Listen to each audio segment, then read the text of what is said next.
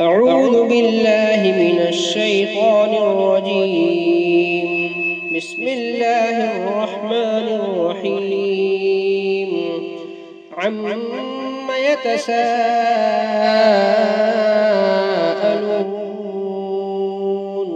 عن النبأ العظيم الذي هم فيه مختلفون. كلا سيعلمون ثم كلا سيعلمون. ألم نجعل الأرض مهادا والجبال أوتادا وخلقناكم أزواجا وجعلنا نومكم سباتا وجعلنا الليل لباسا وجعلنا النهار معاشا وبنينا فوقكم سبعا شدادا وجعلنا سراجا وهاجا وأنزلنا من المعصرات ماء ثجاجا لنخرج به حبا ونباتا وجنات ألفافا.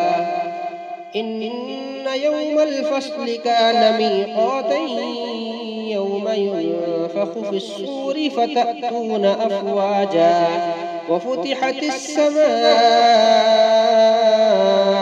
فكانت أبوابا وسيرت الجبال فكانت سرابا. إن جهنم كانت مرصادا للطاغين مآبا لابثين فيها أحقابا. لا يذوقون فيها بردا ولا شرابا إلا حميما وغساقا جزاء وفاقا. إنهم كانوا لا يرجون حسابا وكذبوا بآياتنا كذابا وكل شيء أحصيناه كتابا فذوقوا فلن نزيدكم إلا عذابا. إن للمتقين مفازا حدائق